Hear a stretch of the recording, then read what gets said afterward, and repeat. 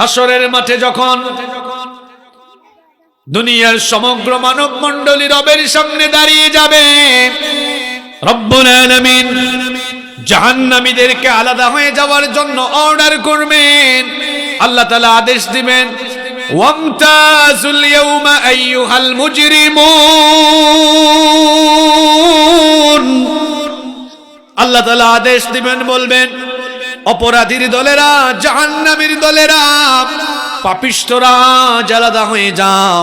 হাসরের মাঠে পাপী তাপী গুনাহগার আর জাহান্নামীদেরকে সেপারেট আলাদা করে দেওয়া হবে। আলাদা হয়ে যাওয়ার পর রব্বুল আলামিন দুনিয়াতে আমরা যা কিছু করেছি আমাদের সমস্ত কর্মলিপি তো আল্লাহ রেকর্ড করে রাখার ব্যবস্থা করেছেন। হাসরের মাঠে যখন আমরা আল্লাহর সামনে দাঁড়াবো, সবার সামনে আল্লাহ আমলনামা দিবেন, সবার হাতে হাতে আমলনামা পৌঁছে যাবে।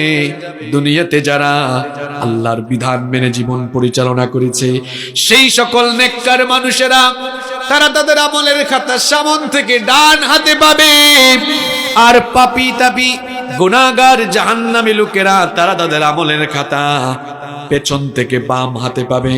জাহান্নামী লোকেরা তারা যখন তাদের আমলের খাতা পেছন থেকে বাম হাতে পাবে, পেছন থেকে বাম হাতে আমলের খাতা পাওয়ার পরে তারা তাদের নিজেদের জন্য আফসোস করবে। তারা আফসোস করে করে কি বলবে? রব্বুল আলামিন সেটা কোরআনে কারিমে তুলে দিয়েছেন।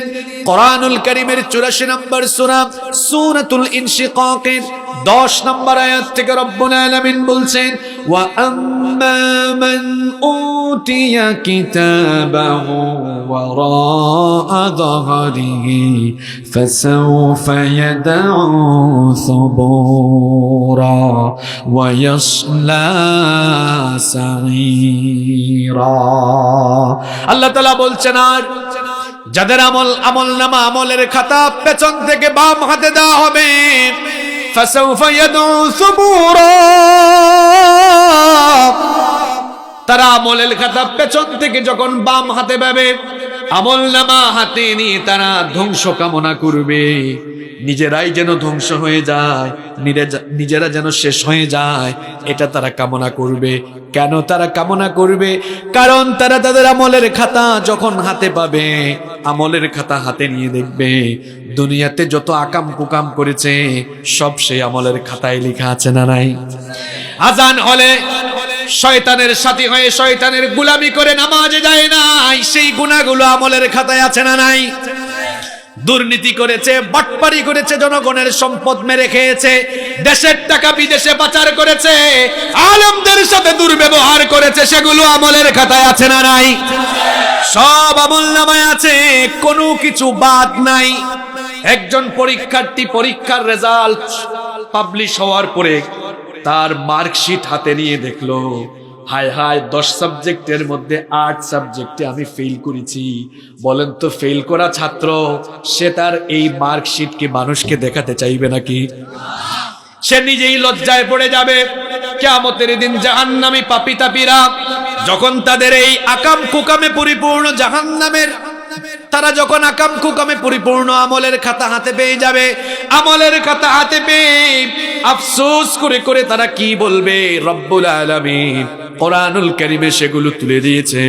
কোরআনুল কারীমের 69 নম্বর সূরা সূরাতুল হাক্কা এর 25 নম্বর আয়াত থেকে আল্লাহ তাআলা বলছেন, ওয়া আম্মা মান উতিয়া কিতাবাহু বিশিমালিহি ফায়াকুলু ইয়া লাইতানি লাম উতা কিতাবিয়া ওয়া লাম আদরি মা হিসাবিয়া ইয়া লাইতাহা কানাতিল قاضية ما أغنى عني مالية هلك عني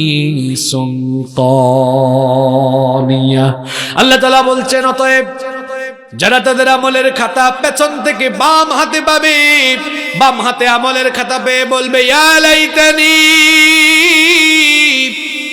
আফসোস, দুর্ভাগ্য আমার, লাম উতা কিতাবিয়া, আজ যদি আমার হাতে আমার আমলনামা না দেয়া হতো এটা আমার জন্য ভালো হতো। ওয়ালাম আদরি মা হিসাবিয়া, আজ যদি আমার হিসাবটা না নেওয়া হতো আমার জন্য সেটা বড় মঙ্গলজনক হতো।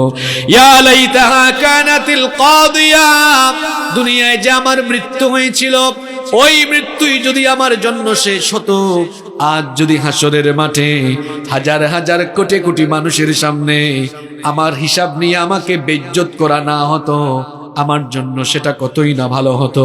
আরো বলবে মা আগনা আন্নি মালিয়া, আমার এত ধন সম্পদ ছিল পিএম খালি, কক্সবাজার, ঢাকা শহর, এমনকি বিদেশে বেগম পাড়া, এত ধন দৌলত, গাড়ি বাড়ি, ইন্ডাস্ট্রি, এত ফ্যাক্টরি ছিল। হায় আফসোস, আজ হাসরের মাঠে আমার কোনো ধন সম্পদ কাজে লাগতেছে না।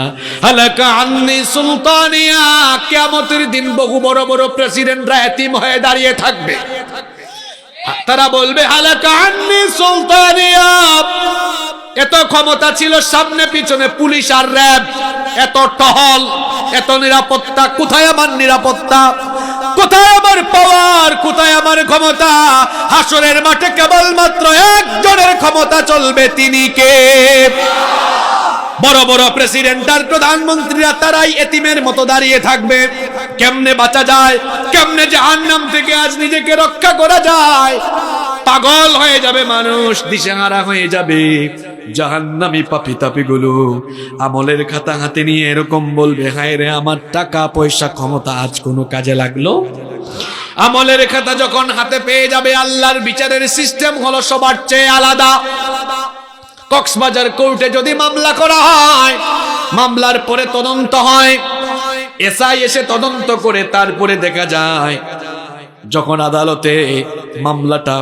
যখন আদালতে মামলার বিচারের কাজ শুরু হয়, আইনজীবীরা হেয়ারিং করে, শুনানি হয়, এজলাসের মধ্যে শুনানি হয়, সাক্ষ্য গ্রহণ হয়, বিচারক সেটা শোনেন, এরপরে দুপক্ষের সব শুনে, হেয়ারিং শুনে, সাক্ষ্য গ্রহণ শেষে তারপরে বিচারক রায় দেন।